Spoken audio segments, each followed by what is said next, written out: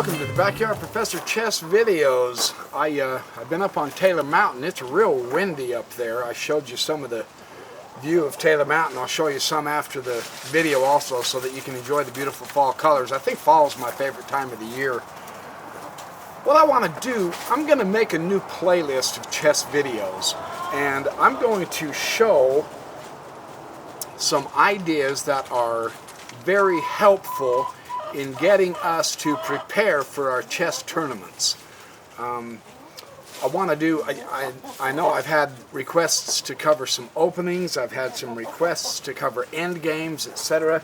I'm gonna number this series of videos because someone has asked me to number the videos because it's kind of getting confusing because of all the different titles.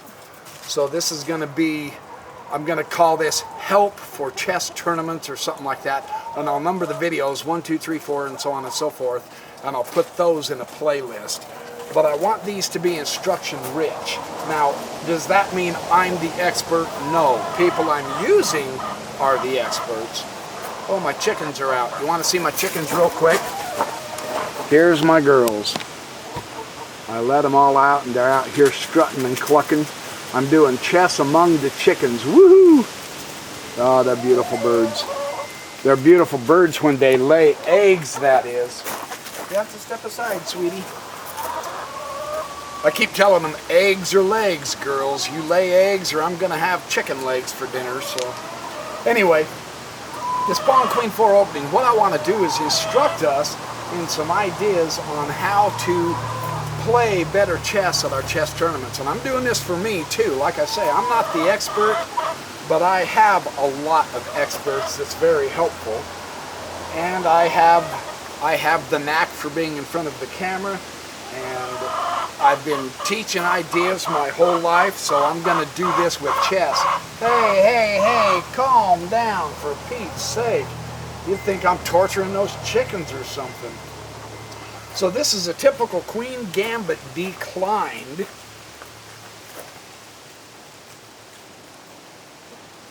Knight, King, Bishop 3, Knight, King, Bishop 3. So here it's the fight for the center.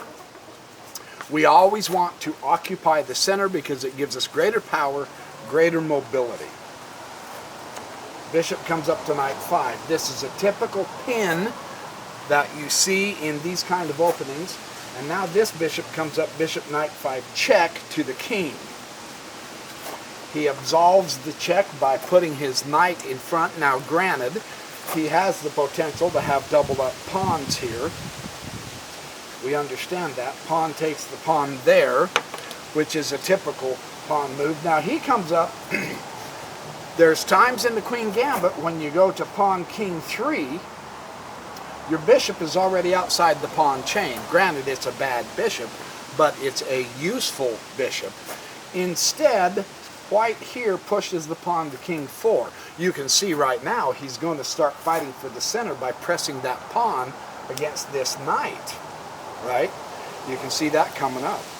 So he pushes the pawn to Bishop 4, and it's important for him to push this pawn to Bishop 4 because he wants to also control or contest the center. When your opponent has this kind of a central pawn structure, you need to be real careful that he doesn't mow you over in the center, so he's properly coming and challenging that center. He doesn't want him to have free access to that, right? That makes perfect sense. Pawn up to Bishop 4. Now, the bishop takes this pawn. And that's also a move you'll see in the Queen Gambit declined a lot. Puts the bishop on the great A2, G8 diagonal going toward the king. It also takes away a central pawn. So this is important to keep this in mind also. Now the pawn takes the pawn. You can see how black here is not going to give white the center in an uncontested manner. You never have to leave your opponent with a strong center.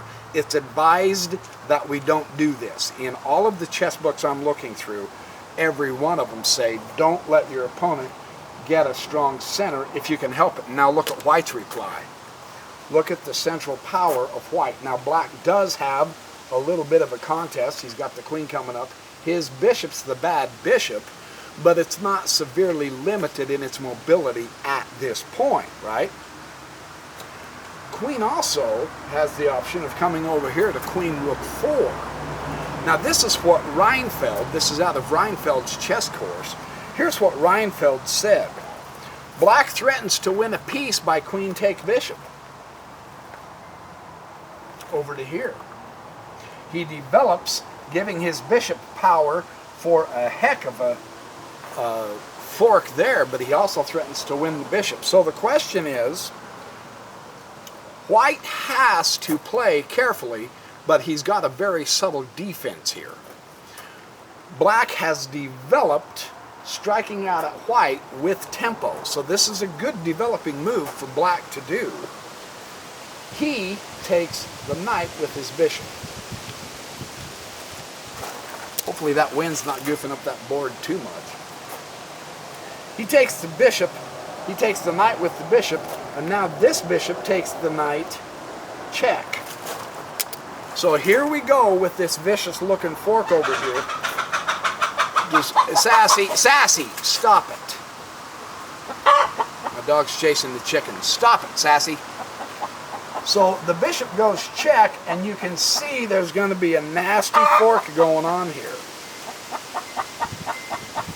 Pawn takes the bishop. All right, you're okay. You're not hurting. Pawn takes the bishop here. Boy, here I'm trying to study chess, and I've got chickens and dogs in the yard distracting me. What a way to go. And the wind, too. Look at the wind blow my board. For Pete's sake. The pawn takes the bishop, and now you can see the vicious fork that the queen can take. Queen takes the bishop pawn. So now has white made a mistake here because he's got a great fork, although he can't take it yet. But he's certainly getting into the queen side here. Hey. Calm down, girl. King goes over to bishop 1. Now the queen takes the bishop. Check. You're beginning to see black looks like he's mowing white over, but don't fret, just watch. You don't have to fret and get all excited at this point just yet. There's something else white can do, and he does so extremely good. First, though, he has to move out of check. King to knight 1. Now notice what black has done to white here. Black has made it so that white has to push his king all the way over here so that that rook is ineffective. So you would think that with this opening, white has made a major error. But let's keep watching. There's something interesting that's going to happen here. The depth of white's plan is now obvious. Black is just on the point of playing pawn takes the bishop. He's getting ready to take pawn take the bishop with a piece to the good, but he realizes that white is going to continue rook bishop 1, attacking the queen decisively and possibly getting his bishop back with a very nasty 8th rank check. So what white is looking at here is again the open files. There's one, and he can use this one powerfully by a development of his piece. So black is not out of the woods yet. We've got to be real careful here. Black goes knight to queen 2. He comes up with the knight. Rook over to bishop 1. Taking control of that file away from that queen. Queen dodges down here to rook 3. Back over here. Now notice how far back and out of the way black's queen is. At one point, it looked like black was really taking on white good, and he was. You can see his queen side is virtually wide open. In the process, though, white has the wide open board to utilize to very powerful effect. You see how that works? That's kind of nice how he can do this. It's really quite beautiful. Now the bishop takes the pawn. White is turning things around against black. King rook goes to knight 1, and bishop jumps up here to rook 6, keeping this pawn under check, having a powerful king side point here. You've got a great position. The queen is shunted over here on the side of the board, and black has an attack here that he can come up here with the queen. He's got a knight up into here. He's got this rook with the open file. Granted, his king's over here not castled, honing in this rook, so that this rook's kind of dead. This is all the more reason why you need to make your other rook all the more powerful. You've got a centralized knight here. His queen's off to the side of the board. You can centralize your queen, well, not here, bring her up here or here, and you can have a great attack going, right? Knight goes to bishop 3, justifiably so. He's got to put that there. Pawn comes up to king 5, taking away the post from the knight, so the knight dodges over here to queen 4. Now black has a powerful centralized knight. Isn't this neat to see? Black's not playing a lousy game at all. Pawn goes to king rook 4. He's going to open up this rook file for him. He has to, in a way. It's his last piece that's not into the game. Have you noticed that black has been moving his queen all around because of the way he opened, and his rook and bishop are not being used, and technically his rook here is on a great open file, but the king is in the center. He hasn't been able to castle now. So this is kind of interesting. Bishop comes up to queen 2. He's developing his army as well. Queen comes over to bishop 2 on the open file. Very interesting how this does this. Queen, nope, the rook comes to knight 3. He's going to challenge the bishop. Pawn comes all the way up to rook 5. You notice what he's doing here. Is he going to give away a bishop? Rook comes up to knight 5 instead. If rook takes the bishop, then the queen's going to come over here to queen 2, and he wins the rook. It'll trap that rook. So that was kind of a subtle play on his part to push the pawn and leave the rook there. It was protected after all. So now he's got queen takes the pawn. Isn't it interesting how white never panicked in the process of him getting his queen side obliterated? He's just steadily developed and hit the weaknesses of the black king side. King comes up to king 2. He can see the problem coming. Rook comes up to rook 4. Isn't that a beautiful move? King rook comes back to knight 1. He can't afford to take that rook. There's no way. Bishop goes to knight 7.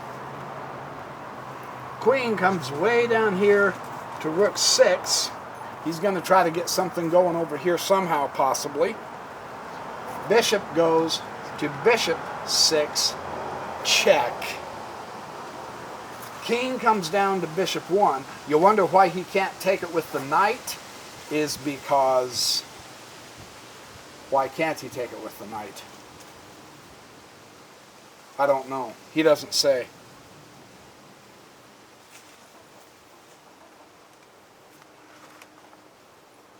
Rook comes over to bishop 7. Isn't that amazing? Isn't that astonishing? He's putting his rook right in harm's way that way. He wants to get rid of this knight, but the knight does take the bishop. After all, the pawn takes the knight, and now you can see the real problem with the king side. It's a great king side attack, isn't it? Queen finally comes back over here to queen 3 to try to get some kind of control because white's hitting him so hard. And the pawn goes to rook 6. Isn't that beautiful? Now he's got the absolute square because, sassy, quit. My dog's chasing my chickens, sorry. Now what was I lying about? Oh yes, he's got the absolute square for the next move. There's nothing he can do to stop him from doing this move. If he takes the rook, it doesn't matter. It's irrelevant. He's going to go check. Because now the rook takes the queen, and the rook pawn takes the rook, check. The king comes to here, and the rook's got him. Checkmate. Isn't that amazing? When your opponent is playing for a game to kill you and wipe you out, the idea I think this video illustrates, and watch it several times so that you can see this illustration, is always have faith in developing your entire army. Granted, he crammed the king here and stopped that rook from playing.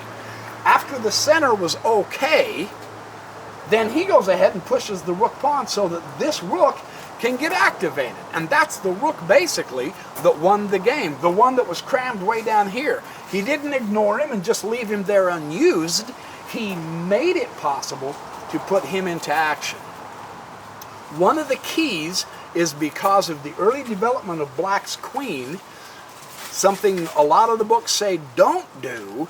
He was able to shunt the queen over to the side of the board, and she was basically worthless as far as that goes. So I hope this game illustrates some chess ideas for us to get ready to go to our tournaments and start winning our tournaments. I'm going to make this new series, and I'm going to number them 1, 2, 3, 4, etc., so that we can see these games over and over and over again to give us some ideas on how to play our chess better, preparing for our tournaments. So there's your chessercise. Happy chessercising, happy checkmating, and happy studying. And I will see you in the next video in this new series.